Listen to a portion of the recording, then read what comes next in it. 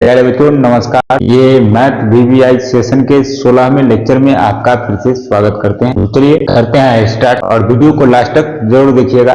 Last में एक important बात बताने वाले हैं, आप इसको लास्ट तक जरूर देखिएगा। चलिए स्टार्ट करते हैं जी। एक पासा वाला क्वेश्चन है, 3 सिक्कों को एक साथ उछाला जाता है। 3 गो सिक्का है, इसको कितने बार उछाला जाता है? एक साथ उछाला जाता है। सिक्का का मतलब पैसा, जैसे हम लोग बचपन में खेलते थे भारत और पैसा। 3 गो सिक्का है हमारे पास, 3 गो सिक्का है। ये तीनों सिक्का को क्या किया जाता है? एक साथ उछाला जाता है, यानी टॉस किया जाता है। तो करा प्राप्त कुल संभव परिणाम निकालना है। कुल संभव परिणाम हम यहाँ पे बता रहे हैं। ये देखिए, ये 3 हेड हेड हेड, यानी तीनों पर एक साथ जब तीनों सिक्का को उछालेंगे तो हो सकता है कि तीनों पर हेड ही आ जाए। ठीक, पहला संभावना ये है। दूसरा संभावना है, हो सकता है तीनों को एक साथ उछालेंगे तो तीनों पर टेल टेल टेल ही आ जाए। हो सकता है पहला पर हेड आ जाए, दूसरा पर पहला पर हेड आवे और दूसरे पर क्या आ जाए? टेल आ जाए। फिर तीसरा संभावना क्या बनता है? संभव पहला पर टेल, दूसरा पर हेड और तीसरा पर भी क्या आ जाए? हेड आ जाए। ऐसा संभावना है। फिर क्या हुआ? इस पे एक बार ऐसा भी हो सकता है, पहले पर हेड आ जाएगा, दूसरे पर टेल आ जाएगा, तीसरा पर भी क्या आ जाएगा? हेड आ सकता है। फिर क्या हो सकता है? फिर पहला पर टेल आ सकता है, दूसरा पर हेड आ सकता है और तीसरा पे भी क्या आ सकता है? टेल आ सकता है ना। और फिर यहाँ इसमें देखिए, पहले हेड आ सकता है, पहले दूसरा पर हेड आएगा, तीसरा पर क्या आ सकता है? टेल भी आ सकता है। और लास्ट जो है इसमें क्या होता है? टेल, दोनों पर टेल और तीसरा पर क्या आ सकता है? हेड आ सकता है। यही हमारा कुल संभावना है ना। ऐसा ही आ सकता है, इसके बाद अब कुछ नहीं हो सकता है, इतना ही यही चीज आ सकता है। यानी एक बार जब 3 को सिक्का है उसको अगर एक साथ उछालेंगे तो यही सब संभावना बन रहा है। तो इसको ऐसे लिख लेंगे, ये लिख लिए। तो पूछा है कितने हैं, तो बताओ तो एक कितने हैं? 1, ये 2, ये 3, ये 4, ये 5, 6, 7 और 8। यहां पर लिख देंगे 3 सिक्कों को, 3 सिक्कों को उछालने पर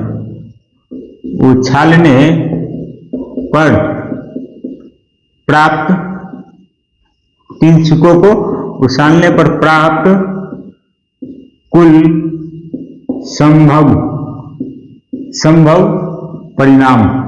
कुल संभव परिणाम कितना है? बताओ कितना बार, कितना संभव परिणाम हो गया? तो 1, 2, 3, 4, 5, 6, 7, 8। यहां लिख देंगे 8। यही हमारा क्या हुआ? आंसर हो गया। देखिए कितना आसान है। यानी इसका कुल संभव परिणाम कितना हो गया? 8। यहाँ पर लिख लीजिए, नहीं दिख रहा है आंसर। ये हुआ कितना? 8। यही हमारा क्या हुआ?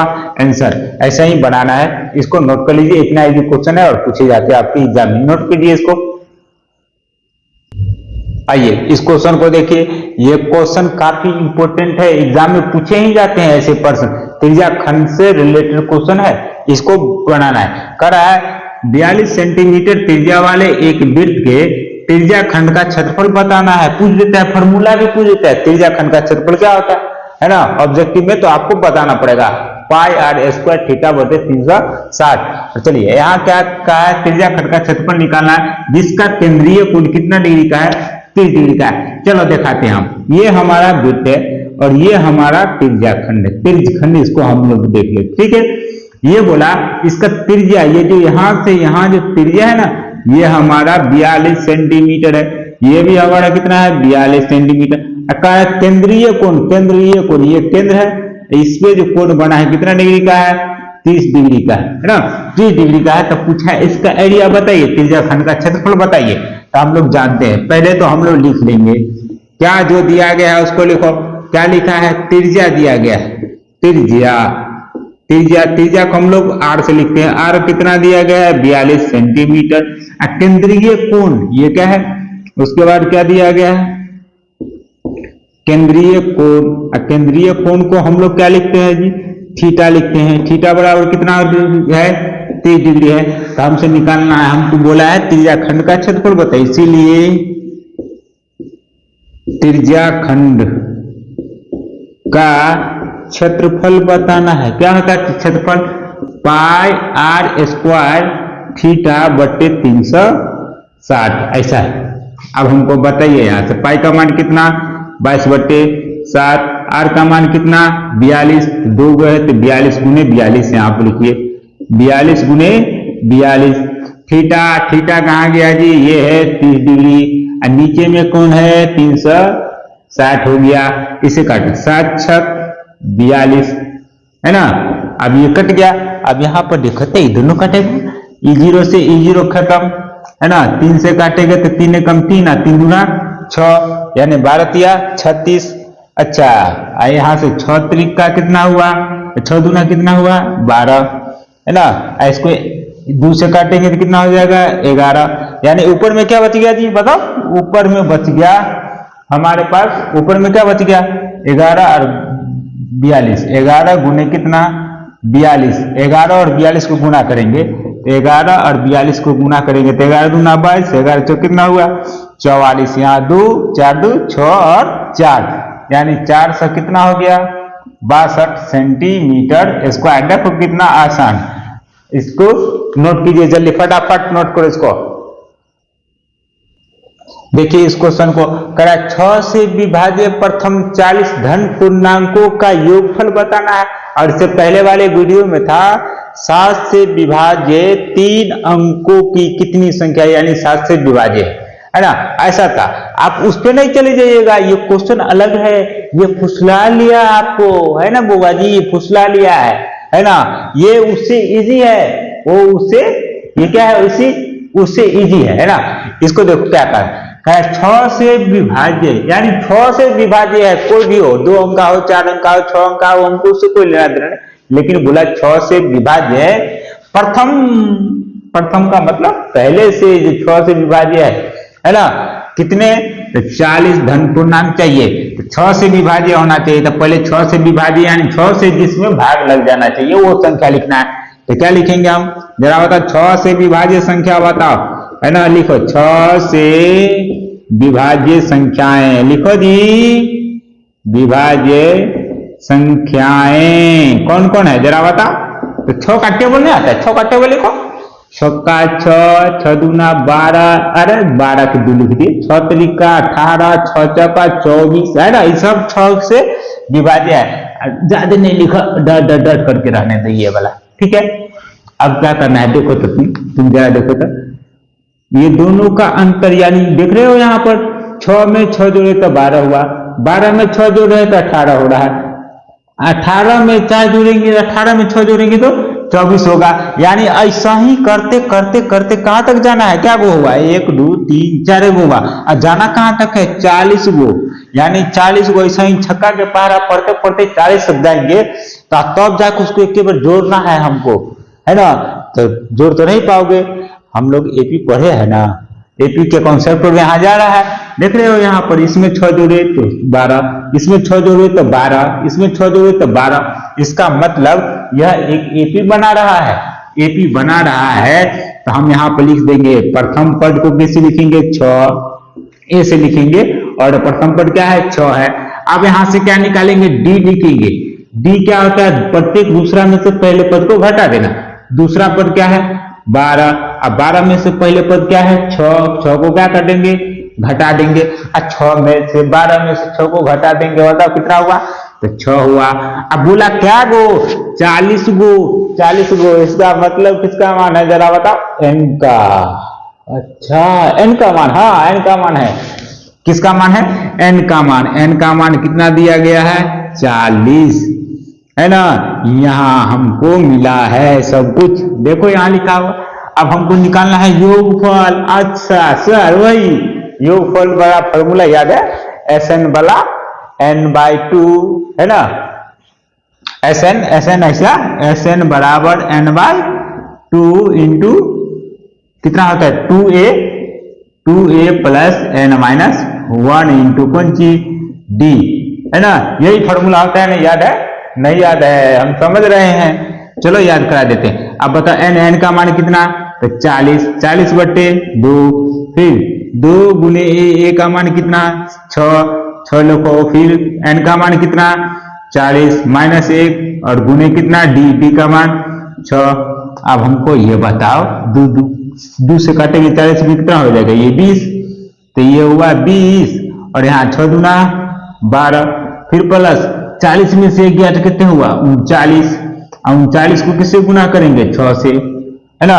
अब हम कहते हैं एक 39 से 6 से गुना करके देखा, 39 को 6 से गुना करो, 39 को 6 से गुना करना है, साल ही आसान है ना। 6 1 54, 54 के 4 हासिल 5, 6 3 का 18, 8 5, 18 2 20 3 23, 18 5 कितना हो जाएगा 23, यानी 200 कितना हुआ 34। अब इसमें कितना जोड़ोगे 12, 12 को जोड़ दो, इसमें कितना हो गया 2 6 4 और 2 246, और 246 से फिर 20 से गुना करना है, तो 20 से गुना करना है ना, तो 2 से गुना करो, लास्ट में जाकर 0 रख देना। 246 में 2 से गुना करोगे तो 6 दूना, अच्छा 6 दूना 12 होता है, केकरो कहना मत, 6 दूना 12 हासिल 1, 4 दूना 8 है 9 हासिल, एक कान हिला देंगे हम, 4 दूना 8 है 9, हाथ में कुछ ना है, फिर 2 दूना कितना 4, और 0 पे छोड़ दिए थे ना हीरो, पकड़ लो यहाँ से 0 लिख लो यहाँ पर, यानी ये सब को सॉल्व करेंगे, यानी लिख लो तनी बढ़िया से लिखो 20, और फिर ये 12, और फिर प्लस ये दोनों को गुना किए तो कितना हुआ, ये दोनों को जब गुना किए तो कितना हुआ 234, ठीक है। अब क्या किए हैं दिखाई दे रहा है, अरे नहीं दिखाई दे रहा है, चलो इधर अब बताओ ये 20 गुने ये दोनों 12, 234 और 12 को जोड़े, 234 में 12 जोड़े तो कितने हुआ 246, अब ये दोनों को जब गुना कर दिए तो गुना किए तो कितने हुआ देख रहा है, और देख रहा है विनोद 49 कितना 20, यही हमारा क्या हुआ आंसर। जल्दी जल्दी इसको नोट कर लो, इसको मिटा लो, गुना भाग करते रहेगा घर पर, नोट करो जल्दी फटाफट। देखो रे बउआ नूनू, कान उखाड़ेंगे दोनों, यहां ध्यान दो, देखो समीकरण युग्म ये यानी 2x प्लस के वाई बराबर 3, और दूसरा समीकरण है x माइनस एच वाई बराबर 2 का हल x बराबर 1 और y बराबर 3 हो तो h और k का मान निकालना है तुमको, सीधा सा बात है, सिंपल। तो हम लोग पहले यहाँ पर समीकरण 1 और 2 लिख लेते हैं। ये होगा समीकरण 1 यानी 2x प्लस के वाई बराबर 3, ये समीकरण 1 मान लो इसको। फिर क्या है x माइनस एच वाई बराबर कितना कितना है जी 2, इसको समीकरण 2 मान लो। यहां पर दे दिया है जो इसका हल है x बराबर 1 रखेंगे और y बराबर क्या रखेंगे 3 रखेंगे, तब हमारा मतलब ये दोनों क्या है इसका हल है, ये दोनों का हल है। तो हम लोग पहले x बराबर 1 और y बराबर 3 समीकरण 1 में रखेंगे, तो यहाँ से k का मान निकल जाएगा, सिंपल बात है। फिर से वही काम करेंगे 2 में, तो यहाँ पर लिखो, हम लिखेंगे पहले समीकरण 1 में x बराबर 1 और y की जगह पर क्या रखेंगे 3 रखने पर, तो समीकरण 1 क्या है 2x प्लस के वाई बराबर 3, ये समीकरण 1 है, ठीक है। अब बताओ यहाँ पर 2 और x के मान कितना रखेंगे 1, फिर प्लस के गुना y का मान कितना रखेंगे 3 और बराबर 3, यहाँ से सॉल्व करेंगे, 2 को 1 से गुना करेंगे तो 2, अब प्लस 3 को k से गुना करेंगे तो 3 के बराबर 3। अब यहाँ से निकालेंगे तो जरा बताओ ये 3 के को इधर रखेंगे, ये 3 पहले से इधर है, 2 को उठा के ले जाएंगे उधर, तो प्लस में था तो माइनस में 2, तो यहाँ हो जाएगा 3 के अब बराबर कितना 3 में से 2 गया तो 1, देखने रे बउआ, यहाँ हुआ 3 के बराबर 1 और के का मान निकालना है, तो 1 का बट्टा कितना हो जाएगा 3, यानी के का मान निकल गया, ये पहला का आंसर हो गया, यानी के का मान निकाल लिया। कहा था h और के का मान निकालना था, के का मान निकालिए। अब किसका निकालना है के का मान निकालिए सर, अब h का मान निकालिए, हाँ ऐसे ही निकाल लेंगे। अब लिख लो यहाँ पर समीकरण 2 में, है ना, 1 में नहीं रखेगा 2 में, काहे कि h किस में है इसमें ना, h तो इसमें है तो h रखेंगे, है ना। समीकरण 2 में x बराबर वही रखेंगे 1 और y बराबर क्या रखना है 3 रखने पर, ठीक। क्या है ये समीकरण x माइनस एच वाई बराबर कितना 2, ये समीकरण 2 है। अब हमको बताओ x के जगह पर क्या रखोगे 1, फिर माइनस h, और y के जगह पर क्या रखोगे 3 बराबर 2। दिख रहा है जी? हाँ दिख तो रहा है। चलो अब यहाँ पर क्या करेंगे 1 और माइनस 3 को h से गुना करेंगे तो 3h बराबर कितना 2। अब यहाँ से बताओ 1 को ले जाएंगे उस तरफ, यहाँ माइनस 3h एक उठा के ले जाएंगे कि 2 पहले से ही जाएगा प्लस में तो माइनस में हो जाएगा, प्लस में था इधर जाके माइनस में 1 हो गया। अच्छा 1 हो गया तो चलो इधर देखो, फिर से इधर देखो, यहाँ माइनस 3h और बराबर 3h बराबर 2 में से गया तो कितने बचा 1, और h का मान निकालना है तो यहाँ हुआ 1, ये माइनस है तो माइनस में इधर 1 और बट्टे कितना हो गया 3। यही हमारा क्या हुआ आंसर। दिख रहा है? यानी h का मान ये निकल गया, y का मान k का मान ये निकल गया। तो लास्ट में लिख सकते हो यहाँ पर, इसीलिए लास्ट में लिखना कॉपी के, इसीलिए पहले h बोला था ना तो h का मान निकालिए कितना -1/3 और k का मान कितना निकाले हैं 1/3। देखो यही प्यारा सा हमारा क्या हुआ आंसर। जल्दी इसको नोट करो फटाफट।